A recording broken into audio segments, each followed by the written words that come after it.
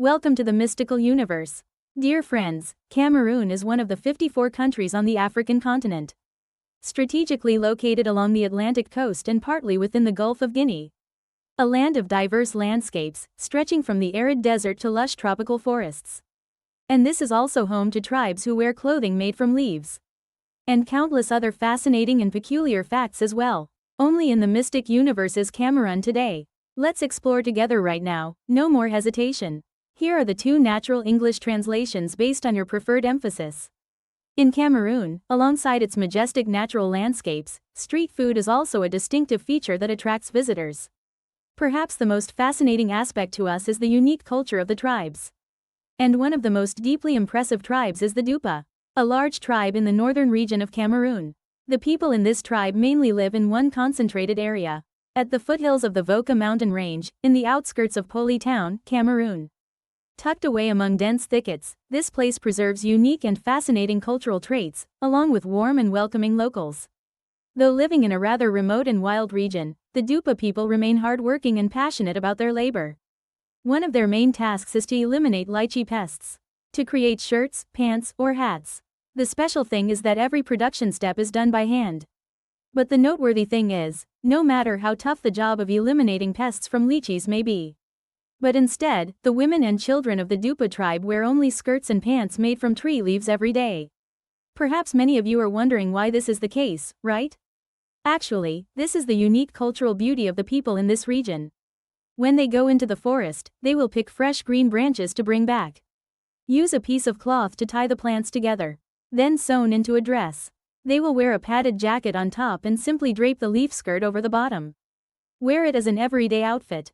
However, this YouTuber has hidden that information, so I also ask for permission to conceal it. Here's your chance to explore and enjoy even more fun. And especially, every 2 to 3 days, the leaves gradually dry out and wither. Will it fall off? They will replace them with new branches, adorned with fresh, lush green leaves. The leaf skirt is an attire exclusively for women and children in the tribe. For men, they commonly wore loincloths. Really strange, ISN. Especially, whenever visitors come to visit Uncle Ho's mausoleum. The people of Dubai will perform their traditional dances. Then, they brought out the local specialties to treat the guests.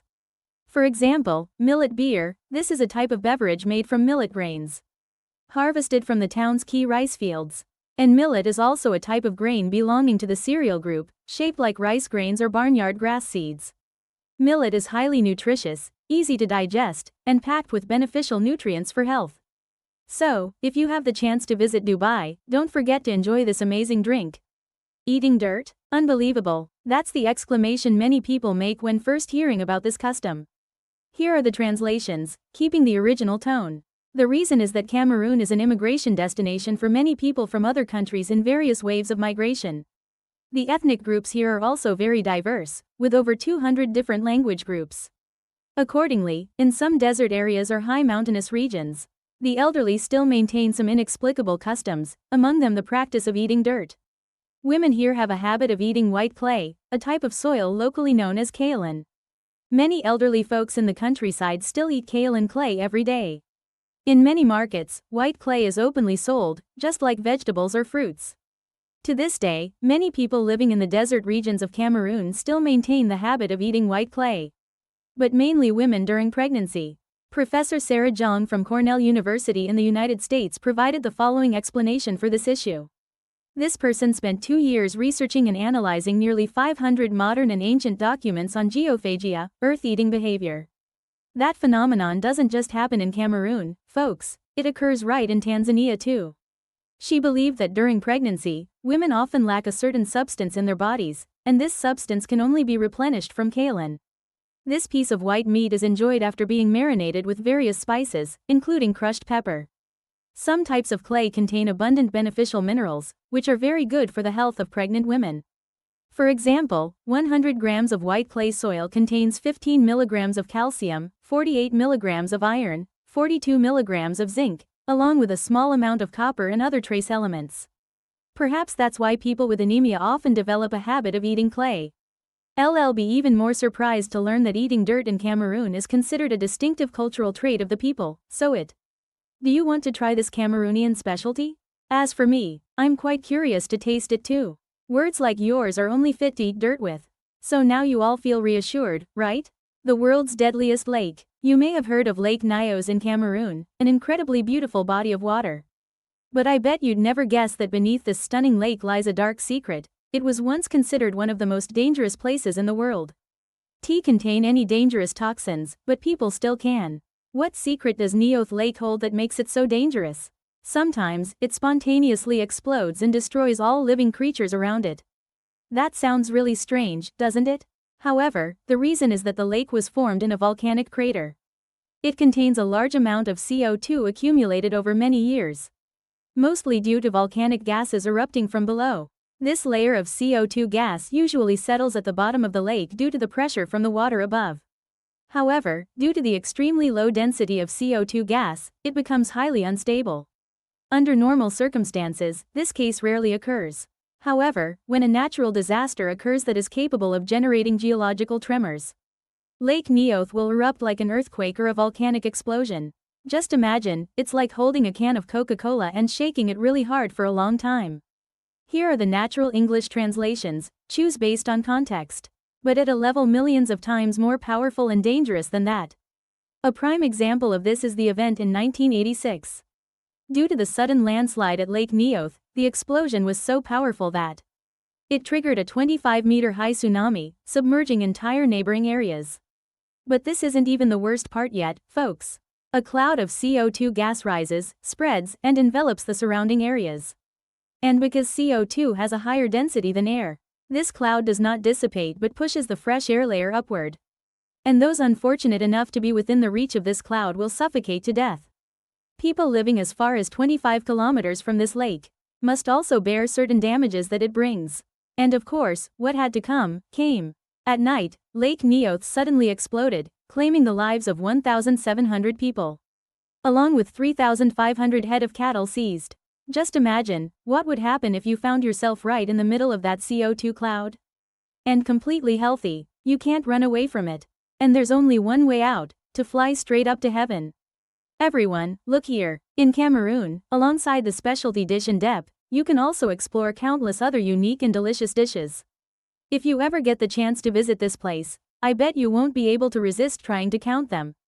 Cameroonian cuisine stands out due to the cultural diversity of its ethnic groups, especially the blend of the Pantut, Semi-Pantut, and Shuarab ethnic groups. Among them, El Dola is considered the national dish of Cameroon.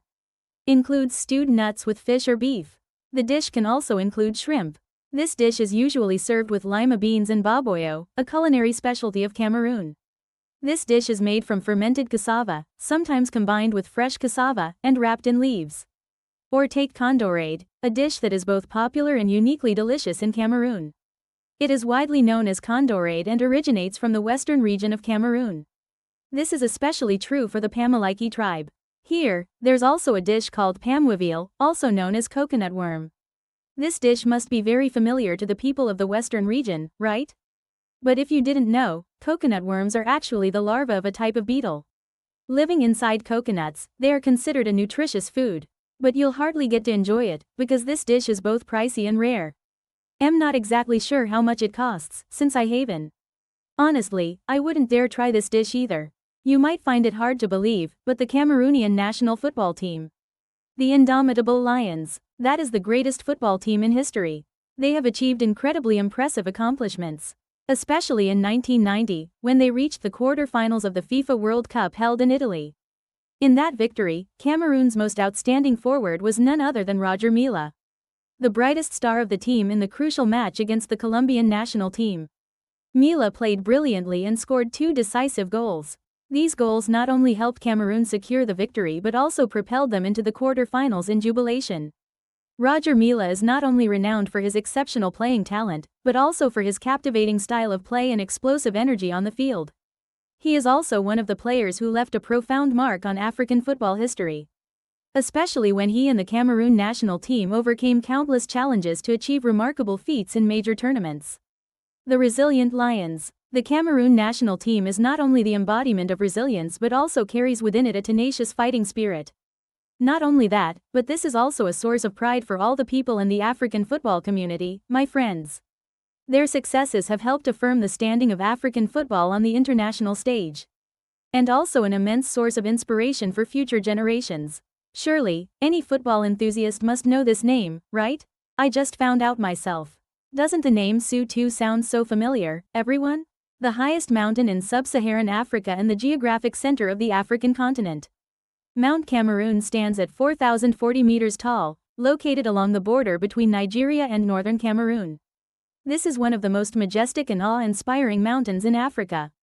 This mountain stretches approximately 23 kilometers, starting from the Gulf of Guinea and extending deep inland, with over 22 kilometers lying within Cameroonian territory. Notably, Mount Cameroon is also called Fako. In dialect, this is an active volcano, although there were no clear eruptions. But this mountain is still considered capable of erupting in the future. The most recent recorded eruption occurred in 2012. When small eruptions occur at the mountain's peak, one might say that the mountain is snow-capped year-round. Mount Cameroon is a challenging yet incredibly captivating destination, perfect for mountain climbing and exploration enthusiasts. The mountain peak is also considered an important stopping point on the journey of professional mountaineers and explorers. With its pristine landscape and rich natural diversity, Mount Cameroon also holds profound cultural significance for the Bakwari people. People living around the mountains, mountain peaks, and nearby areas are considered sacred. This type often appears in religious rituals and traditional cultural customs of the community. But just imagine, if one day this mountain over 4,000 meters high. If a volcano really erupts, what would happen? Could it be that a forest fire disaster is about to happen, like the eruption of Mount Vesuvius 2,000 years ago? The case, they always thought of Africa as a dry and wild continent, haven. So both you and I were completely mistaken. In Africa, there is a country known as the wettest land in the world. And that destination is none other than Cameroon, the land we are gradually exploring. Well, Cameroon is a country with a humid tropical climate and abundant rainfall throughout the year. It makes this place one of the wettest regions in the world. Notably, the Devantra region in Cameroon is renowned for having the highest rainfall. This road ranks 6th in the world for rainfall, with an average annual precipitation reaching up to 10,299 millimeters. The heavy rainfall in Cameroon is mainly due to its geographical location near Mount Cameroon and close to the equator. This is the crucial factor that determines the country's prolonged rainy season and brief dry season. The rainy season usually lasts from May to October every year. The dry season usually lasts from November to March of the following year. With its cool green natural scenery, diverse vegetation, and abundant rainfall year-round. This is also an essential water source that supports the lives of local wildlife and the agricultural production activities of the people in the area. However, the unfortunate thing is that despite the abundant rainfall providing an advantage in water resources, but this also brings challenges such as the risk of flooding and soil contamination.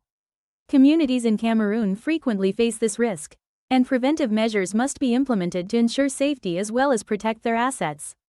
Is there anyone here who loves the rain as much as I do? Every time I think about the flooding in central Vietnam, I can't help but shudder in fear. A light rain is cool and pleasant, but too much rain is wet and uncomfortable, right everyone? Cameroon is a country with up to 230 different languages spoken. In Cameroon, the two main official languages used are French and English. The main reason is that this country was once colonized by France and Britain. This makes these two languages prevalent in the fields of politics, administration, and education. Notably, alongside the two main languages, Cameroon also boasts an incredibly diverse and rich linguistic treasure. ISN. These languages are divided into 7 main groups, with the Niger-Congo group being the largest. Along with many commonly spoken local languages such as Funfunde, Yoruba, and Akepo. Next is the Bano-Congo language group, which includes languages such as Nujemba and Embo. Finally, there are the Bantu language varieties, such as Douana and Awando. Here are the 2 English translation options, choose one based on context. Every language carries within it the unique characteristics and identity of its region, while also serving as a mirror reflecting history, the traditions and lifestyles of each residential community. The use of diverse local languages reflects the strong bond among ethnic groups and regions across the country. Although French and English are considered the official and common languages in international communication as well as in the business field. However, the preservation and use of indigenous languages are always valued and encouraged to maintain and promote the diverse cultural values of Cameroon. Have you ever wondered why Cameroon has so many hot springs while Vietnam doesn't have as many? I'll let you in on a little secret. Cameroon is renowned for its numerous hot springs scattered widely across its territory. These hot springs are commonly found in the Mount Cameroon region, caused by volcanic activity from ancient times to the present. Ngalderi, Hormondu, and Monongumba are not only hot springs that attract tourists but also valuable resources for the local people. Thanks to the high temperature and unique mineral composition, water from hot springs is often utilized for daily living needs. Tasks like bathing or boiling water become more convenient while also helping to save energy, especially for residents living in nearby areas. Moreover, you might be surprised to learn that many hot springs also have medicinal value, trusted by locals for treating skin conditions and joint ailments. They believe that hot water contains many minerals, which can soothe pain and aid in the recovery of body tissues. This is quite interesting, isn't it? Among you, is there anyone who wishes Vietnam had many hot springs like this? The best part is getting to visit Bo Dong and bathe in its wonderful hot water. You've probably heard a lot about national parks and think they're all the same, nothing special. But you're completely wrong. Kwa Gia National Park in Cameroon is a renowned destination, home to a diverse ecosystem and a sanctuary for many rare animal species. In Kwa Gia, there are over 30 species of mammals, including animals such as wildebeests, waterbucks, Sudan cheetahs, lions, and African forest elephants. Moreover, this place is a convergence point for 379 bird species, including distinctive ones such as the great white pelican, ostrich, and marbled duck. It can be said that Kwa Gia is a precious treasure for ecologists and bird enthusiasts, as it is an ideal place to study and observe bird species in their natural habitat. These are probably things I'd even bet that the untouched beauty of the desert and steppe landscapes will leave you in awe. Kwa Gia National Park not only offers you exciting experiences but also a chance to immerse yourself in pristine nature and enjoy intimate moments with wildlife. Here is the ideal destination for those who yearn to explore and immerse themselves in the pristine beauty of African nature. If you're an adventure enthusiast and eager to explore, pack your bags and set off for Africa right away. Like father, like son. This statement implies that within a family clan, relatives are always given top priority when assigning or electing someone to a certain position. Then it's the turn of ordinary people like us. But that only applies to some Asian countries. In Cameroon, it's completely different. Here, everyone is treated fairly, without any discrimination. With talent and virtue, one will surely be valued. And leader Paul Biya is a prime example of that. Paul Biya is the longest-serving non-royal national leader in modern political history. He assumed the presidency of Cameroon in November 1982. Since then, he has become one of the longest-serving leaders in Africa. After being re-elected in November 2018, Mr. Paul Biya will continue to hold this position in the coming years. He implemented several important reforms that significantly transformed Cameroon's political landscape. This is stipulated in the 2008 constitution. During his leadership term, Paul Biya faced a series of challenges across all three fronts: economic, social, and political. He tirelessly promoted policies to develop the economy and improve the living standards of Cameroon's people. Although he also faced considerable criticism regarding domestic human rights and democracy issues. Paul Biya is known for his decisive leadership style and ability to maintain political stability in the country. It can be said that this is a rare and outstanding leader, with few who can compare. The name of this country originates from the Portuguese. Here's something incredibly interesting that will surely surprise you. This is Cameroon, an African country whose name actually originates from Portuguese. A group of people from Europe. Sounds strange, doesn't it? From what we've learned, Cameroon was once a German colony. After World War I, Germany was defeated, and Cameroon was divided into two territories: French Cameroon and British Cameroon. Cameroon is the 53rd largest country in the world by area, according to Tremeni Sang. The total area of Cameroon is 469,440 square kilometers with a population of approximately 20 million people. The first inhabitants of this country were not the Pakar people, but the Pygmy. The Pakar people usually live along the Sanaga River, where knowledge has been passed down through generations. The Pakar people's boats are made from large tree trunks, hollowed out into dugout canoes. Since childhood, boys have been taken by their fathers to go fishing together. Every young boy knows how to row a boat, swim and dive skillfully, and catch fish with ease. The Pakar men are skilled hunters, capable of catching fish both in the forest and in the river. Every day, they bring food home to provide for their families. Women take on all household responsibilities, among which raising children, especially daughters, is an extremely important duty. Take care of the household chores for my husband. In the 16th century, the Portuguese arrived here but did not stay long. The Portuguese legacy is the origin of the country name Cameroon. The river of shrimp, Camarão. This is truly an extremely interesting piece of information, isn't it? Dear friends, we have just explored some interesting aspects of Cameroon together, a fascinating country in Africa. This place holds countless strange and fascinating things, perhaps forever remaining a mystery we will never fully uncover. Miss this video? Or, you? So what impressed you the most about Cameroon? Share your thoughts by commenting below. Goodbye for now, see you again soon.